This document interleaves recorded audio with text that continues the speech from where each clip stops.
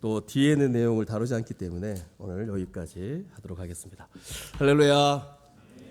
네, 오늘 또 이렇게 반가운 얼굴들이 또 저번 주에 오셨던 분들이 또 처음 예배 참여하셨는데 되게 어색할 것 같아요, 맞죠? 예, 뭐 어쩔 수 없습니다. 뭐 이런 내용을 듣구나, 또 이런 찬양을 하구나 이렇게 생각하시고 최대한 제가 잘 못하겠지만 최대한 쉽게 한번 하도록 하겠습니다.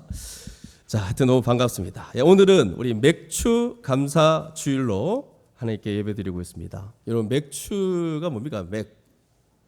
이 맥은 맥주 할 때 맥이 맞습니다. 그래서 이제 어떻게 보면 맥주를 한잔 하는 날이구나 이렇게 생각하시는데 그렇지 않고, 옛날 이스라엘 백성들이 이 광야 생활을 끝나고 나서 이 가나안 땅에 들어가서 처음 거둔 이 보리 맥입니다. 이 보리 수확을 기념하던 이 구약의 절기, 이 맥추절에서 유래를 했습니다. 근데 뭐 오늘날에는 이제 뭐 농사를 짓지 않죠. 하지만 농사를 짓지 않더라도 올해 상반기 동안 주신 첫 열매, 이 첫 열매와 이 결실에 감사하는 마음으로 이제 예배를 드리는 겁니다. 그래서 올 한 해 6개월 동안 하나님께서 우리에게 허락하신 그 열매들을 생각하고 감사하는 시간이 이 맥주 감사절이다 생각하시면 될 것 같아요. 그래서 우리가 새해 첫날에 가졌던 그 마음, 하나님께 우리가 어떻게 살아가겠다, 또 하나님 사랑합니다라고 했던 그 마음, 그 마음을 잃어버리지 않았는지를 좀 돌아보고, 또 그런 힘든 속에 이번 상반기 동안 힘든 일이 많았죠, 여러분. 생각지 못한 일들, 또 사랑하는 사람을 보내야 되는 어려움, 또 여러 이렇게 예상하지 못했던 가정의 그런 문제들.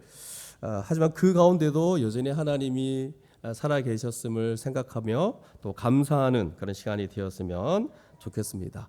그리고 이 맥주 감사절은 이제 이렇게 보리 수확을 했기 때문에 끝이 아니고, 앞으로 다가올 이 가을 수확 있죠. 이 추수 감사절, 요 시작점이 바로 이 보리 수확입니다. 그래서 우리가 11월 달에 이제 완벽하게 수확할 그때를 우리가 기대하면서 우리가 한 해가 아니라 6개월을 우리가 돌아보고 감사하는 시간을 가졌으면 좋겠습니다. 그래서 소그룹 시간에 6개월 동안 어떤 일이 있었는지, 또 이런 일이 있었음에도 불구하고 하나님께서 내 인생에 이런 일들을 행하셨다, 그러면서 감사하는 그런 나눔들을 했으면 좋겠습니다.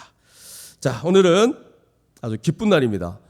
구속사 설교를 2월 2일 날 시작해서 오늘 7월 5일이죠. 한 거의 6개월 가량 창세기 말씀을 우리가 하나씩 다루었습니다. 우리가 한 절 한 절은 아니지만 거의 한 절 한 절 묵상하면서 하나님의 말씀 앞에 섰던 이 6개월의 시간들이었는데, 오늘 드디어 창세기 마지막 장인 49장과 50장을 함께 살펴보는 마지막 시간에 이르렀습니다. 자, 창세기는 영어로 뭐죠? 제네시스입니다. 예. 제네시스. 그래서 이 하나님의 창조로 시작해서 감격해서 지금 제가 목이 메입니다. 하나님의 창조로 시작해서 한 인간의 죽음과 장례로 마무리가 되는 지금 모습이죠. 근데 이것은 결코 끝이 아니라 새로운 시작을 품고 있습니다. 오늘 본문인 창세기 49장, 이 50장은 야곱의 인생 마지막 유언을 남기는 장면이 나오거든요. 그래서 그 유언과 또 그의 숨이 거두어지는 그 순간, 그리고 이어서 치러지는 아주 장엄한 장례의 과정을 담고 있는 것이 49장, 50장이에요. 오늘 다 읽지는 않았는데 나중에 하나씩 살펴볼 겁니다. 그래서 이미 창세기 48장에서 야곱은 이 요셉의 두 아들 에브라임과 므낫세에게 하나님의 섭리 가운데 축복하는 장면을 우리가 봤습니다. 그리고 오늘 본문인 49장에 이르러서는 야곱이 이제 나이가 들어서 일어나지도 못합니다. 침상에 누워서 그의 나머지 12아들을 다 불러 모으고 그들의 미래에 대해 말하는 장면을 우리가 보게 됩니다. 우리가 흔히 이 본문을 야곱의 축복이라고 부르지만 그 내용을 자세히 들여다보면 이것은 단순한 축복의 덕담이라기보다는 누가 나이 드신 분이 마지막 임종할 때 이래 살아라 이렇게 축복하는 그런 덕담이기보다는 엄중한 예언에 가깝다라고 여러분 생각하시면 됩니다. 성경 전체를 통틀어서 인간이 미래에 일어날 일에 대해서 이토록 구체적이고 명시적으로 예언한 것은 야곱의 이 유언이 최초라고 보면 될 것 같아요. 근데 이거는 육신의 아버지가 자녀들에게 베푸는 사사로운 축복의 기도가 아니다는 거. 야곱이라는 한 인간의 입술을 빌려서 선포하시는 하나님의 엄미하신 말씀입니다, 여러분.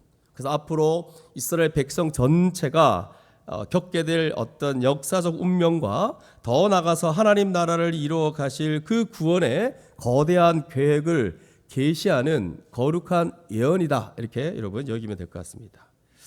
우리가 성경에서 족장이라고 부르는 이 대표적인 세 인물이 있는데 그게 아브라함, 이삭, 야곱입니다. 하나님께서 이 세 명의 족장을 세우신 이유는 분명하죠. 인류를 향한 하나님의 구원 역사와 이 하나님 나라의 이 처음 하나님이 가져는 꿈, 그 비전을 명시적으로 밝히시고 또 그들의 인생이라는 이 무대를 통해서 하나님의 약속이 어떻게 신실하게 실행되어 가는지를 온 세상에 보여주시기 위해서 이 세 명의 인물을 불러서 우리에게 보여준 거예요. 이게 창세기 말씀입니다. 창세기 후반부에 보시면 요셉의 이야기로 가득 차 있는데 그래서 어떤 분들은 족장이 4명이 아니냐 4명으로 오해하기도 하죠. 그러나 요셉의 이 파란만장한 스토리는 결국은 야곱의 인생 이야기 안에 포함되어 있다고 보면 될 것 같아요. 그래서 요셉을 통해서 야곱에게 약속하신 바를 하나님께서 어떻게 신실하게 성취해 가시는지를 보여주는 과정이다라고 여러분 보시면 될 것 같습니다. 이제 거대한 족장 시대가 저물어가고 있습니다. 야곱의 죽음과 함께한 한 개인과 가정이 중심이 되었던 족장 시대는 끝이 나고 그의 아들들을 통해 이스라엘이라는 하나님의 거대한 구원 백성이 본격적으로 조성되는 민족의 시대가 이제 앞으로 다가오게 될 겁니다. 그럼 지금 이들은 어디에 와 있냐면 가나안 땅을 떠나서 애굽 땅, 즉 이집트의 거류민으로 와 있습니다. 하나님께서 약속하신 대로 이 애굽 땅에서 그들을 430년 동안 거하게 하시고 거대한 민족으로 번성케 하실 겁니다. 인큐베이터에 하나님께서 딱 이 민족을 넣어 두셨다 했잖아요. 그리고 때가 이르면 모세를 통해서 이 출애굽 시키시고 또한 그 약속의 땅 가나안을 향해서 나아가게 하실 겁니다. 출애굽기에 보시면 이런 일들이 다 일어납니다. 그래서 오늘 우리가 살펴볼 야곱의 유언은 바로 그 거대한 민족, 이 거대한 민족의 모태가 될 이스라엘 민족이겠죠. 그 이스라엘 민족의 모태가 될 12지파의 이 선조들에 대한 하나님의 주권적인 선포입니다. 그래서 이 예언은 각 사람의 미래에 대한 말씀이기도 하지만 궁극적으로는 하나님의 백성은 어때야 하는가? 여러분 이들의 얘기는 곧 우리들에 대한 얘기입니다. 우리들에 대한 얘기. 하나님의 구원 백성은 장차 이 역사 속에서 어떻게 살아가게 될 것인가를 보여주는 거울과도 같은 겁니다. 그래서 야곱의 아들들 한 명 한 명을 향한 메시지는 오늘날 영적 이스라엘이자 하나님의 백성인 우리 자신에게 그대로 적용되는 말씀이라는 사실입니다. 그래서 이 예언 안에 보면 우리가 경계해야 될 죄악도 있고 또 피해야 할 유혹도 있습니다. 그리고 우리가 붙잡아야 될 소명과 믿음의 실체가 이 예언 속에 고스란히 담겨져 있습니다. 그래서 오늘 이 시간에는 아까 제가 멈추게 한 이유가 너무 많아서 시간 관계상 야곱의 12아들을 모두 다 다루지는 못하고 구원 역사에서 가장 핵심적인 역할을 감당했던 유다 지파까지 함께 그 유다 지파까지의 내용을 중심으로 하나님의 거룩한 계시를 함께 보기를 원합니다. 첫 번째 아들은 누벤, 또 둘째는 시몬, 셋째가 레위, 그리고 넷째가 유다에 이르기까지 그들의 삶에 투영된 하나님의 공의와 은혜를 묵상하면서 오늘날 우리가 세워가야 될 교회의 정체성과 또 성도의 사명이 무엇인지를 깊이 깨닫는 그런 시간이 되기를 간절히 소망합니다. 아멘. 자, 그러면 첫 번째 누벤에게 임한 예언을 보시죠. 야곱이 침상에서 눈을 들어서 가장 먼저 부른 아들은 누구냐면 그의 장자 루벤입니다. 루벤. 오늘 본문 3절을 보시면 3절 한번 같이 읽어보겠습니다. 3절. 자, 이 장자를 향한 외침입니다. 시작.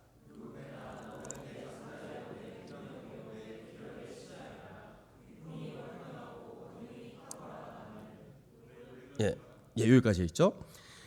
자, 이 장자한테 한 이 야곱의 예언을 보시면 여러분 고대 근동 사회에서 장자가 가지는 이 법적 문화적 권위는 오늘날 우리가 상상하는 것보다 그 이상입니다. 장자는 아버지의 유산을 이렇게 물려받을 때 다른 형제들보다 갑절의 몫을 받는 그런 권리를 갖고 있었대요. 그러니까 형제가 셋이라면 어떻게 되죠? 재산을 이렇게 4등분 이렇게 해서 장자가 2몫을 가져가는 법이라는 거죠. 그래서 자신의 유업뿐만 아니라 이 집안의 이 대표권을 가졌고 또 아버지를 이어서 가문의 영적, 육적 계보를 이어가는 아주 중체대한 위치에 있었던 자가 장자입니다. 그래서 이 야곱의 고백처럼 장자는 아버지의 능력의 결정체이자 기력의 시작이에요. 또 그 존재 자체로 표현을 보시면 위풍이 당당하다 그러죠. 또 권능이 탁월한 자였어요. 이게 장자의 모습이었어요. 여러분 엄청난 사람이죠. 지금으로 말하면 위풍이 당당하며 권능이 탁월한 자. 그러면 이 시대는 진짜 인정받는 사람이죠, 맞죠? 장자로서. 그러니까 모든 기대를 한 몸에 받는 가문의 기둥, 바로 누벤입니다. 누벤. 여러분 가정에 장자들인데 장자들, 오유 장자들 많네. 장자 우리 윤창호 장자, 예, 또 장자, 이호셉 장자, 예. 이 장자가 이제 이런 모습을 갖고 있다는 거죠. 근데 오늘 4절 보십시오. 이 가문의 기둥 같은 존재가 르벤인데 4절에 보시면 청천벽력 같은 무서운 선언이 내려집니다. 뭐냐하면 같이 읽어보죠. 시작. 물의 끓음 같았은즉 너는 탁월하지 못하리니 내가 아버지의 침상에 올라 더럽혔음이로다. 그가 내 침상에 올라섰도다. 이건 이제 이미 그 전의 내용을 아는 분들은 아시죠? 야곱은 이 누벤의 성정을 가리켜서 이렇게 표현합니다. 물의 끓음 같다라고 표현합니다. 이런 물의 끓음, 100도씨가 되면 부글부글 끓어오르는 물처럼 그의 감정과 그의 정력은 억제되지 않았고 통제되지 않았다는 거예요. 그러니까 거친 파도와 같고 걷잡을 수 없이 터져나오는 홍수처럼 르벤은 자신의 충동과 정욕을 다스리지 못하는 아주 불안정한 또 불안정하고 방종한 사람이었다는 거예요. 그 얘기를 좀 하고 있습니다. 야곱이. 결국 그 통제되지 못한 정욕은 결국 가공한 죄악으로 이어졌죠. 그런 과거에 아버지의 첩인 비라와 동침하는 끔찍한 음행을 저질렀습니다. 오늘 처음 오실 분들은 성경에 이런 얘기도 있구나 이렇게 놀라실 텐데 이 르벤이 이런 일을 한 거예요. 비라와 동침하는 끔찍한 음행을 저질렀어요. 야곱은 가슴 깊은 곳에 묻어두었던 자기 첩인데 자기 그래도 아내잖아요. 근데 그 비라와 음행을 저지른 거죠. 그래서 마음 깊은 곳에 품어두었던 그 부끄럽고 추악한 가문의 죄를 인생의 마지막 순간에 다시 꺼내서 마지막 임종 때 엄중히 책망하고 있습니다. 여러분 이 르벤이 저지른 죄는 단순한 어떤 개인의 도덕적 타락을 넘어서 이건 그런 죄가 아닙니다. 이건 하나님께서 세우신 가정의 질서를 파괴하고 아버지의 권위를 정면으로 짓밟은 잔인한 범죄였습니다. 이거는 10계명 중 인간에 대한 첫 계명이 뭐냐면 아까 제가 말했던 10계명 1계명은 나 외에 다른 신을 섬기지 말라고 했지만 인간에 대한 첫 계명은 내 부모를 공경하라는 거였어요. 내 부모를 공경하라고 한 것처럼 부모의 권위는 하나님께서 이 땅에 심어놓으신 신성한 질서의 상징이었어요. 이게 무너지면 다 무너지는 거예요. 국가의 권위, 선생에 대한 권위 지금 다 무너졌죠. 그 시작은 부모에 대한 권위예요. 부모에 대한 권위가 없으면 우리 학생들 참교육 받아야 됩니다. 왜? 선생에 대한 권위가 없기 때문에 참교육 받아야 돼요. 그러니까 부모에 대한 자세는 궁극적으로 부모를 세우신 하나님에 대한 자세와 또 연결됩니다. 그래서 하나님이 세우신 권위를 경홀히 여기고 침범하는 자는 결코 영적인 탁월함을 누릴 수가 없더라는 거예요. 그래서 장자 아까 르벤이 이렇게 위풍이 당당하고 탁월하지만 이 엄청난 죄를 저지르고 결국 이 죄는 하나님의 권위를 이제 완전히 도전한 거거든요. 이런 자들은 영적인 탁월함을 누릴 수가 없다는 겁니다. 그래서 성경 역사에서 부모의 권위를 모독한 대가가 얼마나 무서운지를 노아의 홍수 이후에 그의 아들 함이 아버지를 조롱으로 이렇게 대했다가 그 자손이 영원히 저주 아래 놓이게 된 사건을 통해서도 우리는 알 수 있습니다. 그 정도로 부모에 대한 권위를 이렇게 중요하다는 거죠. 그래서 누베의 범죄는 하나님을 인정하지 않고 또 스스로 하나님처럼 높아지려 했던 아담의 교만과도 같은 맥을 같이 하고 있다는 거예요. 자신의 종력을 다스리지 못해서 하나님의 질서를 깨뜨린 누베는 결국 장자의 명분과 유업을 모두 상실하는 비참한 결과를 맞이하게 됩니다. 비록 그가 나중에 회개하고 돌이켰을지라도 죄가 가져온 그 역사적 결과와 영향력은 그대로 남았죠. 그래서 역대상 5장 1절 2절은 이걸 명확히 말하고 있습니다. 제가 읽어드릴게요. 역대상 5장 1절 2절 이스라엘의 장자 누벤의 아들들은 이러하니라. 누벤은 장자라도 그의 아버지의 침상을 더럽혔으므로 장자의 명분이 이스라엘의 아들 요셉의 자손에게로 돌아가서 족보에 장자의 명분대로 기록되지 못하였느니라 라고 되어 있어요. 누벤이 누릴 수 있었던 장자의 그 영적, 육적 그 대권은 죄로 인해서 완전히 박탈되어 버린 거예요. 배나되는 축복의 유업은 결국 요셉에게로 돌아갔고 또 가문을 이끄는 영적 통치권은 유다에게로 넘어가 버렸습니다.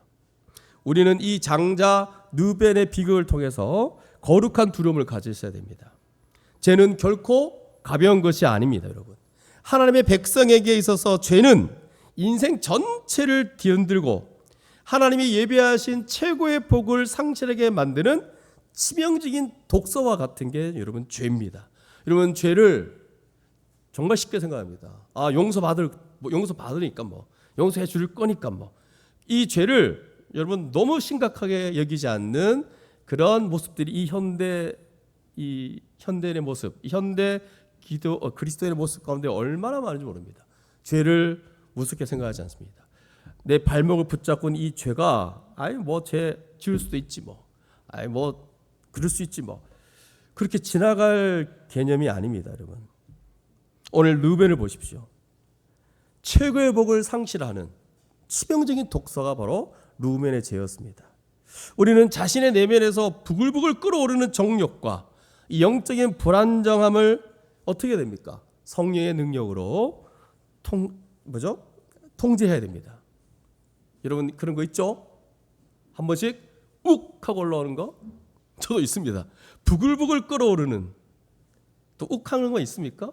정욕이 이게 지배가 안 되는 거예요. 자기가 스스로 온갖 것들에 마음이 다 빼앗기고 성령의 능력으로 통제할 수 있기를 바랍니다.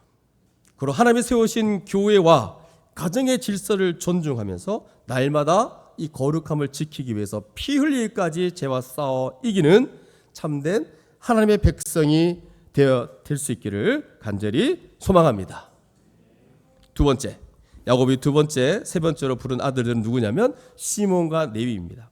야곱은 이 두 아들들을 이게 따로 떼어놓지 않고 한때 묶어서 예언하죠. 5절을 보시면 시몬과 레위는 형제요 그들의 칼은 폭력의 도구로다라고 되어 있는데 여기서 형제라는 표현은 단순히 이게 혈통적 형제라는 뜻을 넘어서 그들의 잔인한 성정과 범죄 행각이 좀 닮았다는 거죠. 그래서 범죄의 동력자, 한 통속이다라는 어떤 면에서 무서운 폭로예요. 이게 형제다 이렇게 말하지만 아주 무서운 표현인 거예요.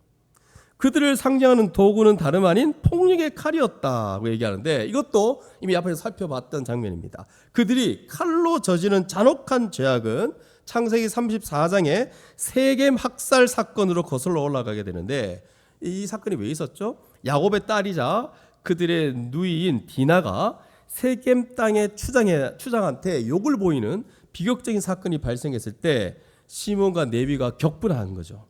물론 누이의 수치를 대갚으려는 분노는 인간적으로 이해할 수 있는 부분이 있습니다. 여러분 가족 중에 쉽게 말해서 누가 가족 중에 누구한테 당했어 지금. 엄청나게 지금 당했어. 그럼 여러분 가만히 있겠습니까? 그 이해는 되죠?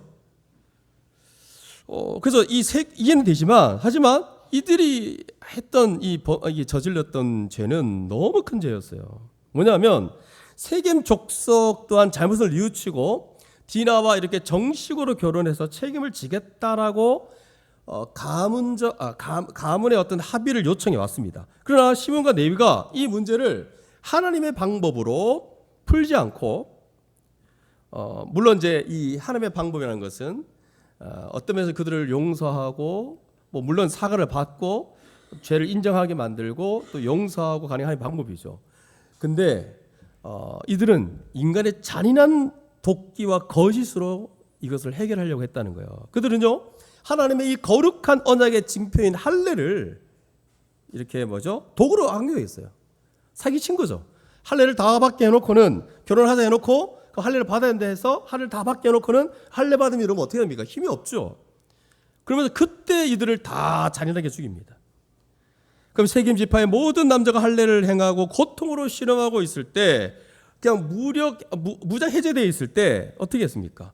시몬과 레위가 칼을 들고 성읍에 기습적으로 난입해서 무방비 상태의 남성들을 처참하게 죽여버렸죠. 근데 이 정도만 해도 되지 않습니까? 근데 그것도 모자라가지고 어린아이들과 여인들을 포로로 잡고 성읍의 모든 재물을 잔인하게 약탈해버렸습니다. 여러분, 이거는 이제 지금 이 시대로 말하면 완전히 복수극인데, 이런 복수 드라마가 얼마나 많습니까? 완전 다 복수해버립니다. 그냥 완전히. 그 심정은 이해되지만 완전히 처참하게 다 죽여버리는 그런 거죠. 쉽게 말하면. 그래서 야곱은 죽음을 앞둔 임종의 자리에서 그들의 이 잔인한 폭력성을 엄중히 저주합니다. 6절 7절입니다. 한번 같이 읽어보겠습니다. 6절 7절 시작. 내 호나 그들의 모의에 상관하지 말지어다.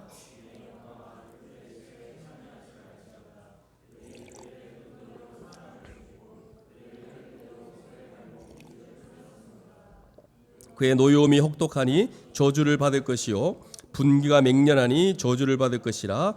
내가 그들을 야곱 중에서 나누며 이스라엘 중에서 흩으리로다. 뭡니까 여러분?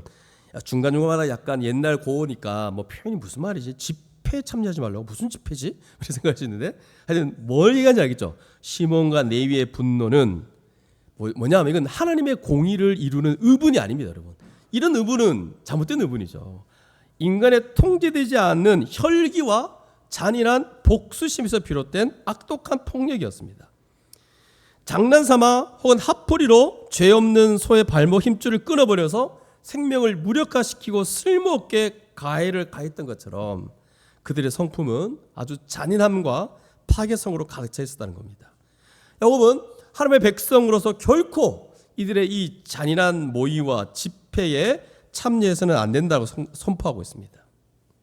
그리고 분노와 혈기로 점철된 그들에게 심판을 선언합니다. 그 심판의 핵심이 뭐냐면 야곱 중에서 나누며 이스라엘 중에서 흩으리로다 라고 말하고 있죠.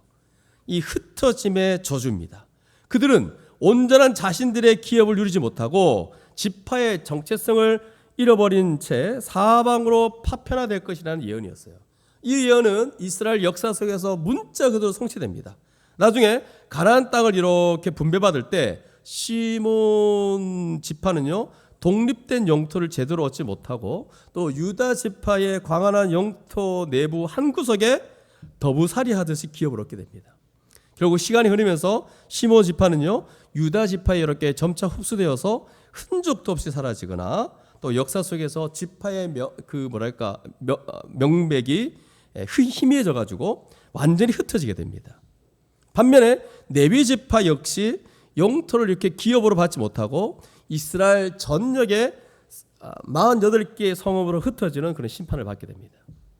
근데 요 레위 지파한테는 놀라운 반전의 역사가 일어나기로 하는데 그게 뭐냐면 출애굽 여정 중에 광야에서 이스라엘 백성이 금송아지 우상을 숭배하고 막 타락했을 때 모세가 그때 너무 이제 열받아가지고 어떻게 너희가 그럴 수 있냐 그러면서 이제 그때도 이렇게 다 이렇게 심판을 하는데 그들을 이스라엘 백성들에 대해서 심판하는 게 아니라 꾸짖는데 그때 이런 얘기합니다. 누구든지 여호와의 편에 있는 자는 내게로 나오라라고 외쳤을 때 그때 오직 레위 자손만이 여호와의 편에 서서 하나님의 공의의 칼을 들었다는 거예요. 그래서 하나님께서는 자신들의 혈기와 분노를 위해서 칼을 썼던 이 레위 지파가 이제는 하나님의 거룩함과 공의를 위해서 헌신하는 모습을 보시고 그들에게 내렸던 이 흩어짐의 저주를 영광스러운 이 성별의 축복으로 바꾸어 주셨습니다. 나중에 레위 지파는. 그래서 영토는 없지만 이스라엘 온 지파에 흩어져 하나님의 율법을 가르치고 성막을 섬기는 영적 지도자 그런 지파, 즉 제사장 지파로 삼아 주신 거예요. 이런 놀라운 반전의 역사도 있었습니다. 그래서 저주가 하나님의 주권적인 은혜와 그들의 어떤 신앙적 결단을 통해서 거룩한 축복으로 승화되는 위대한 역사가 바로 레위 지파의 역사입니다. 자, 그래서 우리는 이 시므온과 레위를 향한 예언을 통해서 하나님의 백성의 공동체 안에 인간의 이런 거친 혈기와 잔인한 폭력성이 얼마나 치명적인 해악을 끼치는지를 여러분 이 본문을 통해서 깨우쳐야 합니다. 여러분 여기 시므온과 레위가 보였던 거는 실제로 잔인하게 막 폭력성이 튀어나왔고 죽이고 이런 거였어요. 그럼 여러분 이 장면을 보고 저희는 이런 죽이거나 이런 거 없는데요. 그렇게 말할 수 있죠. 하지만 여러분 아시잖아요. 그 지체를 미워하는 순간, 그 지체를 향해 분노하는 순간 여러분은 어떻게 되죠? 살인자입니다, 여러분. 그리고 매번 계속 한 명, 두 명, 저번 주는 두 명에다가 살인했고 또 다음 주는 또 세 명을 또 살인할 거고 이런 이제 살인자가 될 거라는 거죠. 그래서 삼위 하나님이 보여주신 거는 성부, 성자, 성령이 이렇게 우리가 늘 사랑이나 교제에 대한 얘기를 할 때 그 근원은 성부, 성자, 성령이 어떻게 서로 연합하고 또 서로 교제하며 이런 어떤 우리의 모델이죠. 서로 사랑하고 온전히 연합하여 하나됨을 이룬 것처럼 하나님의 백성들의 모임 교회는 화평, 온유, 사랑 이런 것으로 하나가 되는 게 너무 마땅합니다. 우리 안에 이런 하나됨을 우리가 지켜나가야 되겠죠.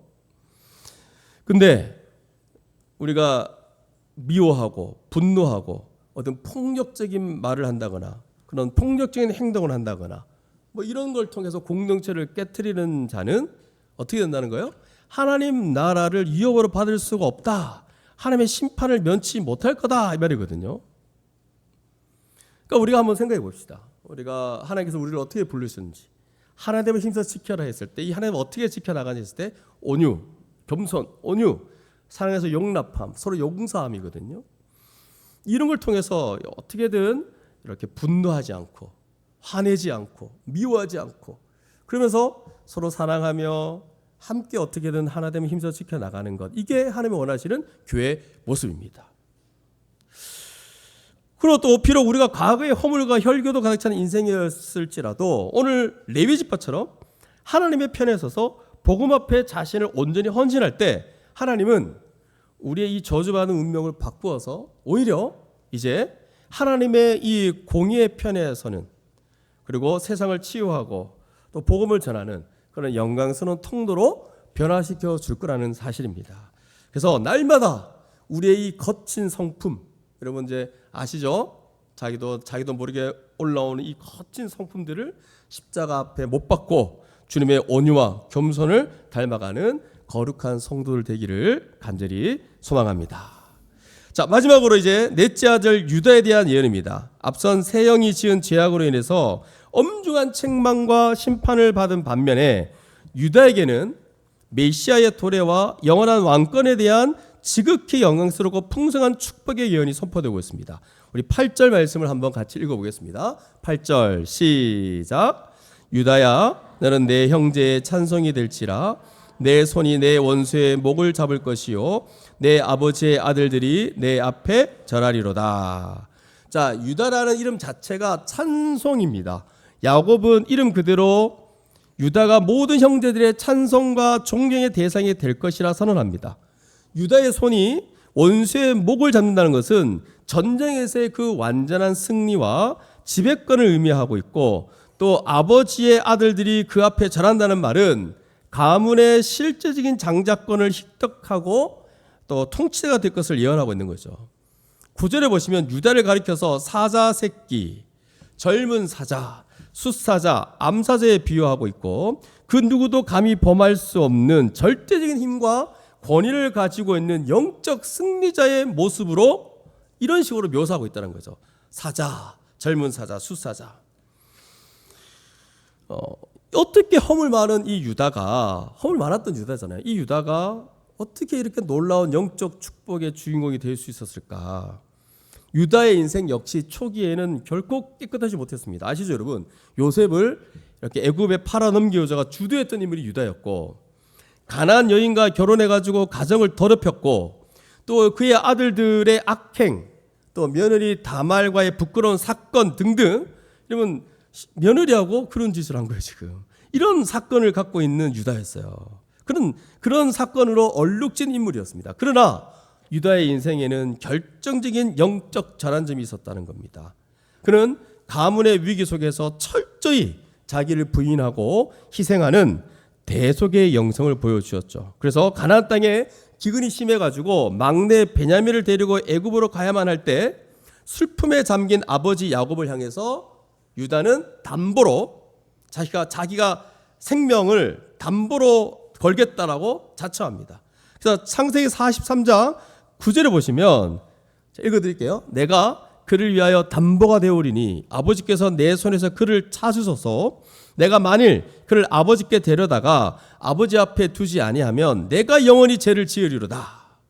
이 말은 목숨을 건 책임을 고백한 거예요. 또 애굽 총리의 계략으로 베냐민이 자루에서 은잔이 나와서 평생 노예가 될 위기에 처했을 때도 유다는 요셉 앞에 엎드려 간절히 청원합니다. 창세기 44장 33절에 제가 읽어드릴게요. 이제 주의 종으로 그 아이를 대신하여, 여기도 대신, 앞에서 담보, 머물러 있어 내 주의 종이 되게 하시고 그 아이는 그의 형제들과 함께 올려 보내소서. 이런 식으로 이제 말하면서 동생 베냐민과 아버지의 이 생명을 위해서 자신이 대신 종이 되겠다라고 눈물로 자기를 희생한 자가 바로 유다였습니다. 자신의 유익을 위해서 동생을 팔아넘겼던 옛사람 유다가 이제는 형제를 위해서 자신의 생명을 대속물로 내어놓는 진정한 자신을 온전히 희생하는 그런 사람으로 완전히 뒤바뀐 거예요. 자신을 부인하고 자기를 희생하며 형제를 살리려고 하는 이 유다의 대속적 영성이야말로 장차 인류를 구원하기 위해 대속물로 오실 이 메시아, 바로 예수의 그 성품을 완벽하게 지금 예표하고 있는 그 예수가 어떤 자인지를 보여주고 있는 유다라는 사실입니다. 하나님께서는 이 유다의 희생과 변화를 보시고 그를 영적 통치자의 자리에 세우십니다. 그래서 10절은 이 유다의 축복의 절정에 이르게 되는데, 한번 보시면 10절 같이 읽겠습니다. 10절 시작. 규가 유다를 떠나지 아니하며 통치자의 지팡이가 그 발 사이에서 떠나지 아니하기를 실로가 오시기까지 이르리니 그에게 모든 백성이 복종하리로다. 규가 뭡니까? 규가 뭐죠? 여러분, 규하고 통치자의 지팡이, 이거 다 뭐냐면 왕의 절대적인 권위, 왕권을 상징합니다. 그러니까 유다 지파를 통해서 이스라엘 왕권이 이어질 것이라는 이 예언은 역사 속에서 2세의 줄기에서 다윗 왕이 태어남으로 1차적으로 성취가 됩니다. 그러나 이 예언의 궁극적인 성취는 실로가 오심으로, 이 실로는 뭐냐면 평안을 가져오는 자, 기쁨을 주는 자라는 뜻으로 유다 지파의 자손으로 이 땅에 오실 평강의 왕 메시아, 곧 예수 그리스도를 가리키는 명백한 메시아 예언입니다, 여러분. 그래서 이 어려운 단어들은 다 이제 규는 통치자, 절대적인 권위, 왕권 이런 걸 얘기하고, 실로는 바로 예수 그리스도, 만왕의 왕이신 예수 그리스도가 오심으로 모든 이 마귀의 세력은 결박되고 또 온 열방과 모든 백성이 그분의 통치 안에 복종하게 될 것이라는 완전한 승리의 선포입니다. 이게. 그래서 예수 그리스도께서 통치하시는 그 나라의 풍성함이 11절, 12절의 생생하게 묘사되어 있습니다. 하나님 나라의 풍성함. 이건 이제 쉽게 말해 천국에 이르게 되면 어떻게 될 것인가 했을 때 그 천국의 풍성함이요. 보통 성경에 천국, 하나님 나라의 풍성을 말할 때 포도주를 많이 사용합니다. 포도주. 여기도 포도나무, 포도주, 포도주 몇 번 반복되죠? 무려 5번. 그래서 이해를 위해서 그래서 여러분 천국에 들어가면 천국에 이르게 되면 우리는 그때 여러분 지금 이렇게 주일날 이렇게 주일 같이 예배 드리고 또 예배 끝나고서 같이 식탁 교제 하거든요. 그 식탁 교제가 뭘 말하냐면 마지막 천국에 이르게 되면 같이 이렇게 풍성히 먹는 걸 보여주는 상징입니다. 식탁 교제가 중요하다 했죠. 식탁 교제할 때 국수 이런 거 안 된다 했어요. 여러분 우리 교회는 국수 안 먹습니다, 여러분.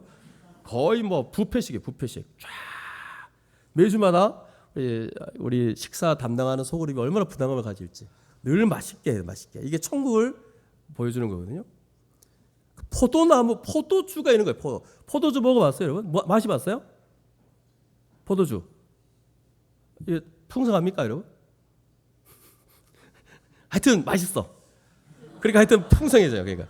그래서 이거 보십시오 한번. 자, 11절 12절 같이 읽겠습니다. 시작. 그의 나귀를 포도나무에 매며 그의 암나귀 새끼를 아름다운 포도나무에 맬 것이며 또 그 옷을 포도주에 빨며 그의 복장을 포도주에 빨리로다. 그의 눈은 포도주로 인하여 붉겠고 그의 이는 우유로 말미암아 희리로다. 그러니까 이제 나귀를 흔한 잠복이 아니라 귀한 포도나무에 메어두고 옷은 물이 아니라 넘쳐나는 포도주와 포도즙에 빨 정도로 풍요롭다 이 말이에요. 지금 풍요롭다. 그래서 눈은 포도주를 많이 마셔 붉고 또 이는 우유가 넘쳐나서 하얗다는 비유는 메시아의 이 통치 아래 임할 영적 육적 풍요와 안식이 얼마나 대단한지를 지금 시각적으로 보여주는 아름다운 묘사입니다. 이건 장치 주님이 다스리실 하나님 나라의 이 거룩하고 풍성한 복을 상징적으로 나타낸다는 거예요. 자, 그럼 여러분 이 유다의 축복은 곧 그리스도 안에 있는 우리의 축복이에요. 유다 지파의 사자이신 예수 그리스도께서 십자가에서 자신을 대속물로 내어주심으로 우리에게 영원한 생명과 안식을 허락하신 거예요. 우리가 그분의 통치 아래 복종할 때 우리의 삶에는 세상이 줄 수 없는 신령한 포도주와 같은 포도주와 젖이 넘쳐나는 하늘의 풍요가 임하게 될 줄 믿습니다. 또 우리 역시 유다처럼 자기를 부인하고 형제를 위해서 자신을 희생하는 대속의 삶을 살아갈 때 하나님께서 우리를 교회를 이끌어갈 영적 지도자로 삼으시고 우리의 삶을 찬송의 통로로 삼아 주실 거라는 사실입니다. 그래서 주님의 통치를 전적으로 받아들이고 주님의 성품을 닮아서 이 교회의 풍성함을 날마다 맛보고 또 세상을 치유하고 또 영혼을 살리는 그런 영광스러운 유다의 자손들이 되시기를 간절히 소망합니다. 자, 오늘 우리가 야곱의 마지막 유언을 통해서 르벤과 시므온, 레위 그리고 유다에게 임한 하나님의 엄중한 예언과 그런 영적 교훈들을 살펴봤습니다. 먼저 장자였지만 정욕을 다스리지 못해서 파멸한 르벤, 혈기와 분노로 폭력을 일삼아서 흩어짐의 심판을 받았으나 끝내는 거룩한 헌신으로 제사장 지파가 된 레위, 그리고 허물 많은 과거를 딛고 대속과 희생의 이 영성으로 메시아의 통치권을 이어받은 유다에 이르기까지 그들의 삶의 자치는 이 땅을 살아가는 우리에게 거룩한 영적인 도전을 주고 있다는 사실입니다. 우리의 삶에는 날마다 이런 영적인 선택의 순간, 이런 결정적인 전환점들이 찾아올 때가 있을 겁니다. 그때 르벤처럼 내 안에서 부글부글 끓어오르는 정욕과 혈기를 따라 선택하는 자가 아니라 어떻게 해야 되죠? 성령의 능력으로 우리를 통제해내야 됩니다. 그리고 시므온과 레위처럼 똑같네요. 통제되지 않는 인간의 그 푸른 분노와 폭력으로 문제를 해결하는 것이 아니라 오히려 사랑으로, 온유로, 자신의 화평으로 그 문제들을 해결해 가야 되겠죠. 아니면 유다처럼 철저히 나를 십자가에 못 박고 형제를 살리기 위해서 나를 희생하는 하나님의 방법을 선택해야 해야 되지 않겠습니까? 따라서 우리 인생 전체가 그때그때마다 이 순간순간마다 어떻게 하느냐에 따라서 우리 인생 전체는 뒤바뀌게 될 겁니다. 그래서 하나님의 백성은 이 땅의 원리와 정욕을 따라 살아간 자들이 아닙니다.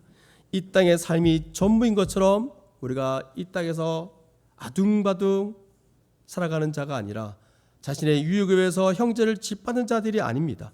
우리는 장차 주님이 다시 오셔서 완성하실 그 영광스러운 하나님 나라, 실로의 신 예수께서 온전히 통치하시고 그 신령한 안식과 풍요와 풍성함을 베푸실 그 거룩한 하나님 나라를 바라보며 오늘을 살아가는 나그네들이 바로 우리들이죠. 그래서 우리가 그렇게 살아갈 수 있기를 간절히 소망합니다. 자, 이제 시간이 없어가지고 넘어가겠습니다. 자, 그럼 이제 야곱의 파란만장한 생애가 이제 마침내 이제 50장으로 넘어와서 이제 종착지에 이르게 됩니다. 그래서 창세기 49장 29절부터 33절에 이르는 말씀을 보시면 야곱이 숨을 거두기 직전 그의 12아들에게 마지막으로 내린 가슴 뭉클한 명령을 담고 있죠. 야곱이 아들들을 향해서 엄숙하게 선언합니다. 우리 한번 같이 읽어보겠습니다. 29절에 33절 좀 길지만 한번 읽어보겠습니다. 시작. 그가 그들에게 명하여 이르되 내가 내 조상들에게로 돌아가리니 나를 햇사람 에브라임의 밭에 있는 굴에 우리 손자와 함께 장사하라. 이 굴은 가나안 땅 마블의 앞 막벌레 밭에 있는 것이라. 아브라함이 햇사람 에브라임에게서 밭과 함께 사서 그의 매장지를 삼았으므로 아브라함과 그의 아내 사라가 거기 장사되었고 이삭과 그의 아내 리브가도 거기 나도 내 아를 그곳에 장사하였노라.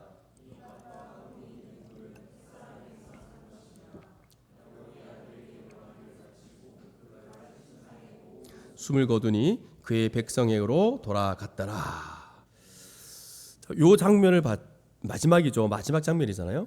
근데 여기서 주목해야 될 부분은 뭐냐면 야곱이 자신이 묻힐 장소로 애굽의 화려한 왕실 묘지가 아니라 가나안 땅 그 초라한 막벨라 굴을 지목했다는 사실입니다. 이 얘기는 앞쪽에 계속 그렇게 해달라 얘기했잖아요. 맞죠? 당시 야곱은 애굽의 총리인 요셉의 아버지로서 애굽 땅에서 왕과 다름없는 최고의 예우를 받으며 이렇게 장사될 수 있는 유익을 얻고 있었어요. 그 유익을 얻을 수 있는 위치에 있었어요. 맞죠? 이 피라미드와 같은 거대하고 이 화려한 무덤에 묻혀서 역사의 이름을 남길 수 있었어요. 그러나 야곱은 그렇지 않았죠.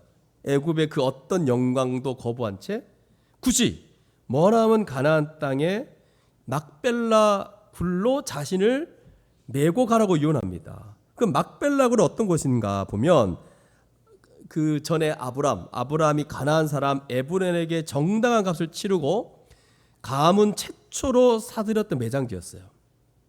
그곳에는 아브라함과 사라가 묻혀 있었고 이삭과 리브가가 묻혀 있었고 또 야곱 자신도 그의 아내 레아를 그곳에 먼저 장사했어요. 믿음의 조상들이 대를 이어서 묻힌 이 신앙의 고향이면서 하나님께서 그 가문에 약속하신 가나안 땅의 유일한 법적 소유지였어요. 당시 이스라엘 가문이 가나안 땅 전체에서 유일하게 돈을 주고 사서 온전한 자기 소유로 삼은 땅은 오직 이 막벨라 굴과 그 앞에 밭 한 자락뿐이었습니다. 비록 넓고 광활한 영토는 아니었지만 그것은 하나님께서 장차 가나안 땅 전체를 그들의 유업으로 주시겠다는 그 거룩한 약속의 보증수표와 같은 저당물이며 보증수표와 같은 땅이었다는 겁니다. 그래서 야곱이 인생의 마지막 숨을 거두면서 나를 막벨라 굴에 장사하라고 외친 건 단순한 고향에 대한 향수가 아닙니다. 이것은 위대한 믿음의 고백인 거예요. 하나님의 약속에 대한 철저한 신뢰의 선포였습니다.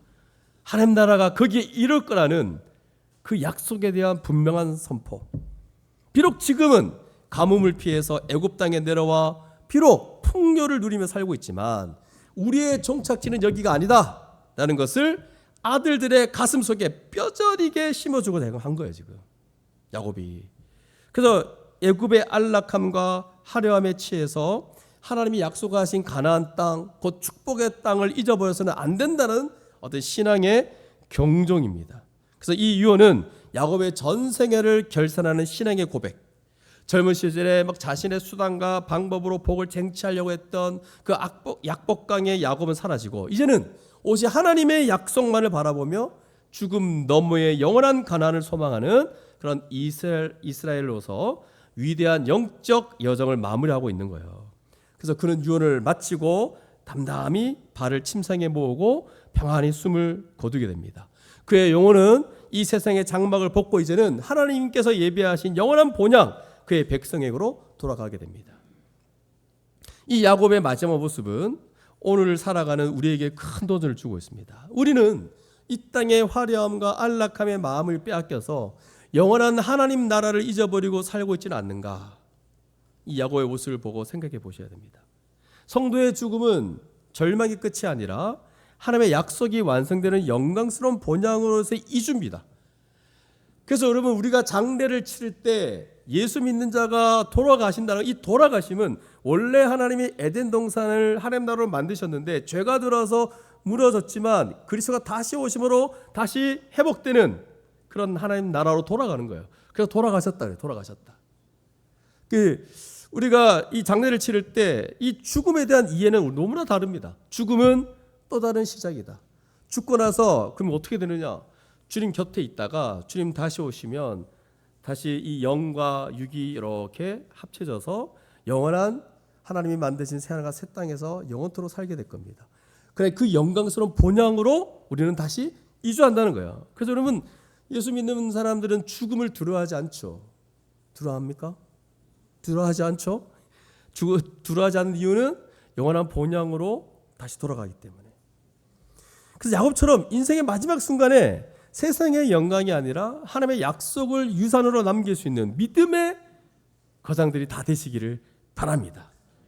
그래서 야곱이 숨을 거두자 이제 어떻게 됩니까? 창세기 50장은 요셉의 깊은 슬픔과 함께 애굽 전체가 참여하는 아주 장엄한 장례식의 과정을 묘사하고 있습니다. 요셉은 아버지의 얼굴에 굽혀서 울며 입 맞추고 애굽의 의원들에게 명하여 아버지의 몸을 향으로 처리하게 하죠. 또 야곱을 위해서 애굽 백성들은 무려 70일 동안 곡을 하죠. 이건 뭐냐면 애굽의 왕이 죽었을 때 행하는 국장에 버응하는 대단한 예우였습니다.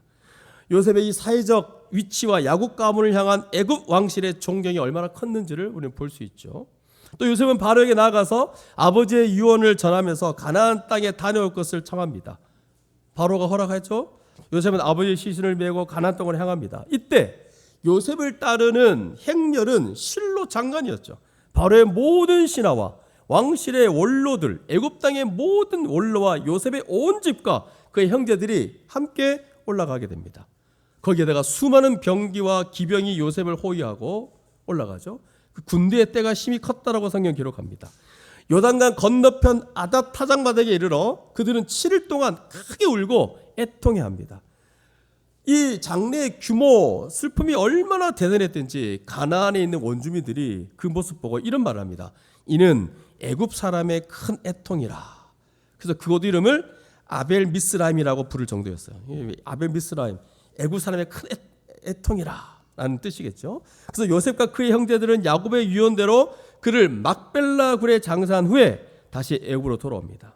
그러나 아버지를 장사하고 애굽으로 돌아온 직후에 가문에 다시 한번 팽팽한 긴장감이 감동이 시작하는데 창세기 50장 15절에 보면 요셉의 형들이 아버지의 죽음 이후에 이제 큰 두려움에 사로잡히는 장면이 나옵니다. 15절 한번 읽어보죠. 시작. 요셉의 형제들이 그들의 아버지가 죽었음을 보고 말하되 요셉이 혹시 우리를 미워하여 우리가 그에게 행한 모든 악을 다 갚지나 아니할까 하고. 형들의 마음속에 여전히 해소되지 않은 죄책감과 두려움이 있었던 거예요. 도사리고 있었던 겁니다. 그들은 과거에 동생 요셉을 시기해서 구덩이에 던지고 또 미디안 상인들에게 노예로 팔아넘겼던 그런 잔인한 범죄를 저질렀던 자들입니다. 비록 요셉이 총리가 된 후에 그들을 용서하고 애굽으로 초청해서 풍요를 베풀었지만 형들은 그게 진정한 용서가 아니라 아버지 야곱이 살아 계셨기 때문에 요셉이 아버지를 봐서 마지못해 이제 복수를 유예해 준 거라 생각한 거죠. 그러니까 우리를 바쳤다는 거예요. 야곱 아버지 때문에. 근데 이제 가문의 울타리이면서도 보호막이었던 아버지가 돌아가셨으니 이제는 권력을 쥔 요셉이 본격적으로 자신들에게 피해 복수를 할 거다라고 이들은 두려워 떨기 시작했습니다. 이 장면을 보면서 여러분 어떤 생각이 드세요? 아, 죄는 끈질기게 우리의 영혼을 갉아먹는 거구나. 이미 용서했다 그러고 막 그랬는데 여전히 이 깊은 죄책감이 있는 거예요. 그래서 여러분 진정한 회개를 하지 못할 때는 우리 우리 마음 깊은 곳에 계속 그 죄가 우리를 누를 거예요. 언젠가는 생각날 거예요. 그렇지만 지금 이 형들이 그런 거예요. 회개하지 못하고 하나님의 온전한 사랑을 신뢰하지 못하면 인간은 자신이 지은 죄의 사슬에 갇혀서 평생을 두려움과 의심 속에 살아갈 수밖에 없어요. 바로 형들의 모습을 보니까 지금 이런 모습을 볼 수 있는 겁니다. 형들은 요셉에게 직접 나갈 용기가 없어가지고 사람을 보내서 말을 합니다. 16절, 17절입니다. 같이 읽겠습니다. 시작. 요셉에게 말을 전하여 이르되 당신의 아버지가 돌아가시기 전에 명령하여 이르시기를 너희는 이같이 요셉에게 이르라. 내 형들이 내게 악을 행하였을지라도 이제 바란건대 그들의 허물과 죄를 용서라 하셨나니 당시 아버지의 하나님의 종들인 우리 죄를 이제 용서하소서 하매 요셉이 그들이 그에게 하는 말을 들을 때에 울었더라. 형들은 죽은 아버지의 권위를 빌려 요셉에게 용서를 구합니다. 아버지가 임종 전에 자신들의 죄를 용서해 주라고 유언했다는 거예요. 이게 실제로 야곱이 남긴 유언인지 아니면 두려움에서 떨던 형들이 지어낸 그런 말인지 확실치 않지만 한 가지 분명한 것은 뭐냐면 형들이 여전히 요셉의 마음을 온전히 믿지 못하고 있다는 사실이에요. 요셉은 형들이 전한 이 말을 전해 듣고 어떻게 합니까? 웁니다. 왜 울까요? 그건 형들을 향한 안타까움과 슬픔의 눈물이었어요. 요셉은 이미 17년 전에 형들을 처음 만났을 때 그들을 진심으로 용서했거든요. 형들의 악행을 가슴에 담아두지도 않았고 오직 하나님의 선하신 손길만을 바라보면서 그들을 사랑으로 품었다는 거예요. 그러나 형들은 여전히 요셉의 진심을 깨닫지 못한 채 17년이 지난 지금도 자신을 이 복수심에 가득 찬 권력자로 오해하고 있고 또 두려워 떨고 있는 모습을 지금 보고 있는 거예요. 그러니 요셉의 가슴은 미어지듯이 아플 수밖에 없는 거예요. 그래서 울게 됩니다. 이 죄로 인해서 파괴된 인간관계가 얼마나 회복되기 어려운지, 형들의 영혼이 얼마나 깊은 불신과 두려움의 상처로 점철되어 있는지를 우리는 볼 수 있고 요셉도 그걸 봤기 때문에 뜨거운 눈물을 흘릴 수밖에 없었습니다. 형들이 직접 와서 요셉의 앞에 엎드려 말합니다. 우리는 당신의 종들입니다. 과거 요셉의 꿈대로, 여러분 요셉의 꿈 알죠? 꿈을 꿨는데 자기한테 엎드린 꿈 알죠? 그 꿈대로 형들이 그 앞에 다시 엎드렸죠. 그러나 요셉은 그 권력의 자리를 즐기지 않았죠. 오히려 떨고 있는 형들을 향해서 이 성경에 나와 있는 역사상 가장 위대한 신앙의 고백이면서도 위로의 말을 건넵니다. 우리 19절에서 21절, 이 창세기 50장을 마무리하면서 가장 우리에게 최고의 말씀인 것 같아요. 같이 읽겠습니다. 시작. 요셉이 그들에게 이르되 두려워하지 마소서. 내가 하나님을 대신하리이까. 당신들은 나를 해하려 하였으나 하나님은 그것을 선으로 바꾸사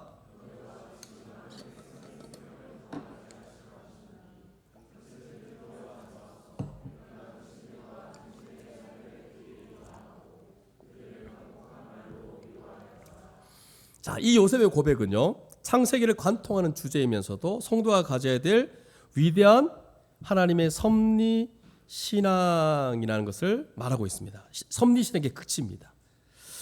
자, 첫 번째로 보시면 요셉은 내가 하나님을 대신하리이까라고 선언합니다. 심판과 보복은 인간의 권한이 아니라 오직 하나님의 주권에 속한 것임을 고백하고 있어요.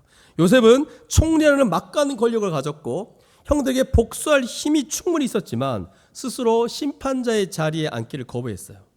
자기를 부인하고 하나님의 주권을 철저히 인정한 겁니다.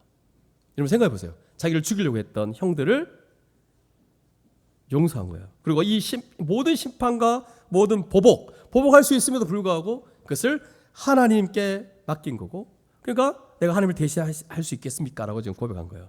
두 번째, 요셉은 당신들은 나를 헤아려 하였지만 하나님이 그것을 선으로 바꾸사라고 하죠. 이게 바로 섭리신앙이에요. 섭리. 형들이 요셉을 팔아넘긴 것은 명백한 악이죠. 범죄였습니다. 요셉은 형들의 죄를 정당화하지 않습니다. 그러나 인간의 이 악함, 시기, 그로 인한 고난과 노예 생활이라는 이 최악의 상황 속에서도 하나님께서는 그 모든 인간의 악을 선으로 바꾸시는 위대한 주권자이심을 지금 요셉은 고백하고 있는 거예요. 형들의 손은 요셉을 구덩이에 던졌지만 하나님의 손은 요셉을 애굽의 총리 자리에 올리신 거죠. 인간의 악이 하나님의 선하신 계획을 결코 좌절시킬 수 없음을 요셉 자신의 온 삶을 통해 깨달았던 겁니다. 그래서 이런 고백을 한 거죠. 세 번째, 하나님의 선하신 목적은 오늘과 같이 많은 백성의 생명을 구원하게 하시려 하셨나니라고 되어 있어요. 요셉이 겪은 이 모진 고난, 이 억울함의 시간들은 결코 의미 없는 낭비가 아니었다는 걸 말해주고 있습니다. 7년의 대기근 속에서 또 야곱의 가문뿐만 아니라 온 세상에 수많은 생명을 구원하시기 위해서 하나님께서 요셉을 애굽에 미리 보내신 그런 거룩한 구원의 경륜이었다는 사실입니다. 요셉은 이 하나님의 거대한 구원 계획을 깨달았기 때문에 형들을 향한 사사로운 원한과 분노에서 완전히 자유할 수 있었습니다.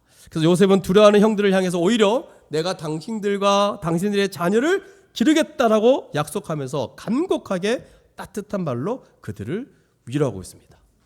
상처를 준 자들이 두려워 떨고 있는데 상처를 받은 자가 오히려 그들을 품고 위로하고 또 그들의 자녀들까지 책임지겠다고 선언하는 이 놀라운 사랑, 이 경이로운 사랑, 여러분 어디서 볼 수 있습니까?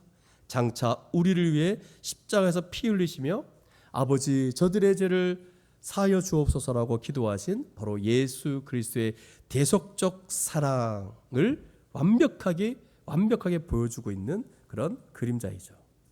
우리는 요셉의 이 위대한 신앙을 배워야 되겠죠. 살아가면서 억울한 일을 당하고 가까운 사람들에게 배신을 당하고 고난의 터널을 지날 때가 있을 겁니다. 그때 내 힘으로 복수하려 한다거나 슬픔에 잠겨서 인생을 낭비하지 마시기 바랍니다.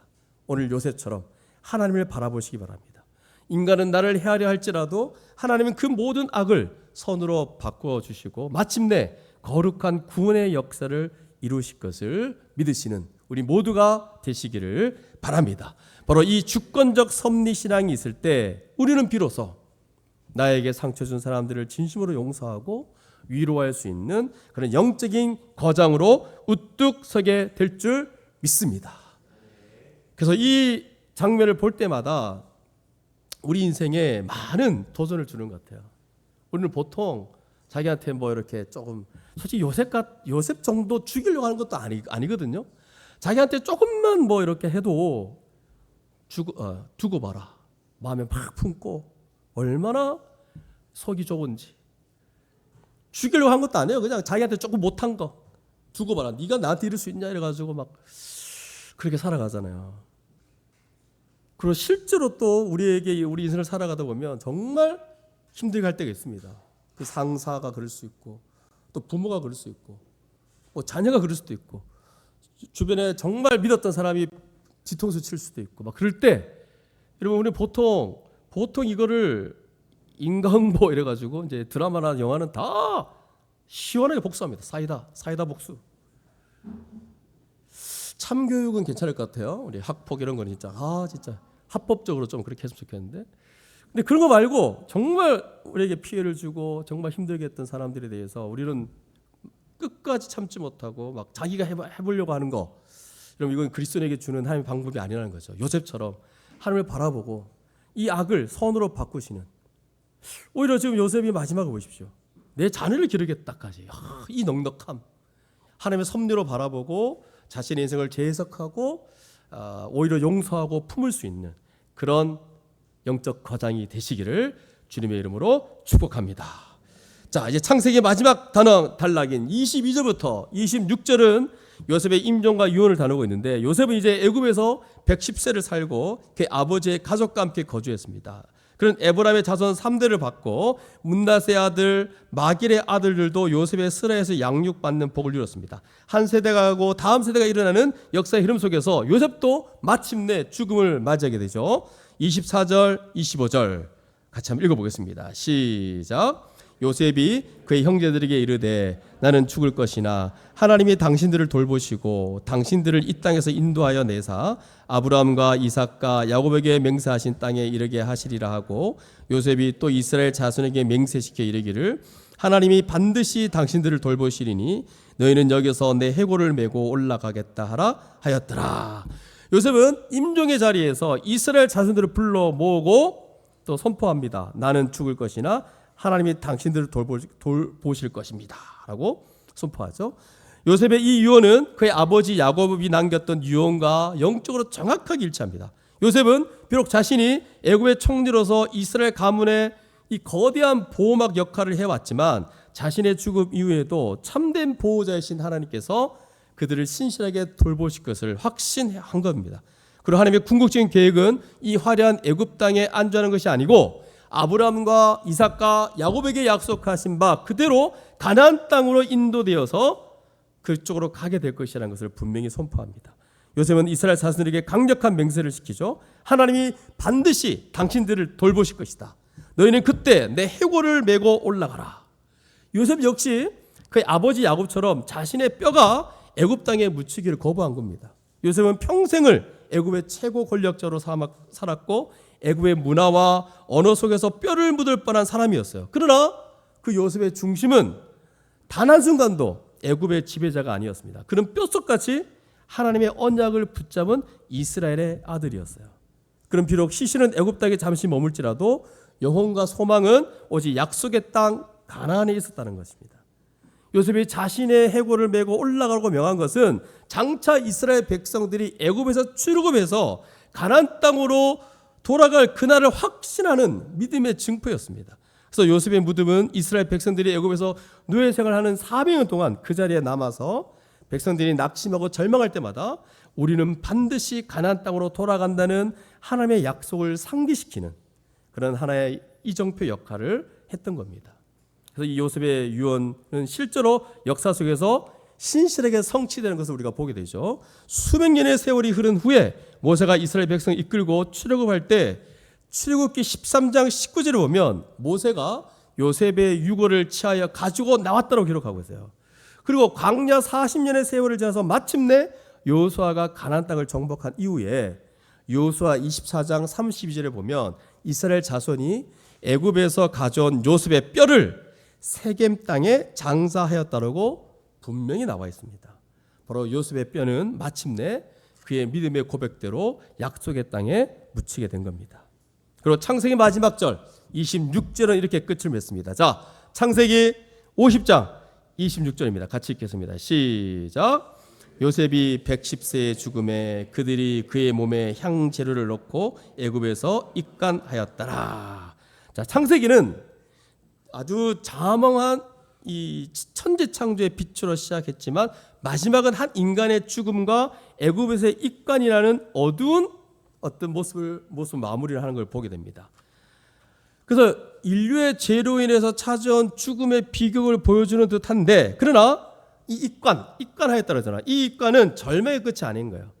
요셉의 유언처럼 이 관은 언젠가 애굽을 떠나서 약속의 땅 가나안으로 올라가게 될 소망의 관이었다는 거죠. 그래서 하나님의 약속은 인간의 죽음과 관 속에서도 여전히 살아 역사하고 있고 장차 임할 완전한 구원의 날을 예비하고 있다는 사실을 이 창세기 마지막이 우리에게 보여주고 있습니다. 자, 이제 마무리하겠습니다. 창세기 49장과 50장을 아우르고 있는 이 거대한 구원의 드라마는 오늘을 살아가는 우리 성도와 교회에게 강력한 영적 도전을 주고 있습니다. 바로 야곱의 유언을 통해서 드러난 이 아들들의 삶과 운명, 그리고 요셉의 신앙과 위대한 임종은 하나님의 구원 역사가 어떻게 인간의 이 연약함과 역사적 소용돌이 속에서도 신실하게 성취되어 가는지를 우리에게 보여주고 있어요.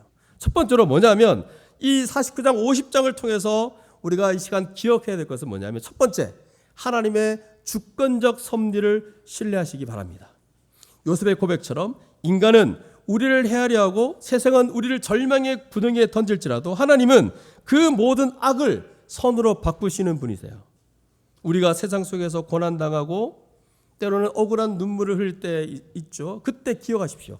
하나님의 손길은 성도의 눈물과 고난을 재로 삼아서 찬란한 구원의 역사를 빚어내실 거라는 것. 그러므로 우리가 우리에게 상처 준 세상을 향해 그 사람들을 향해서 보복하려 하지 말고 오직 심판자이신 하나님께 모든 걸 맡기고 요새처럼 오히려 사랑하고 위로하며 세상을 품는 자가 되시기를 간절히 소망합니다.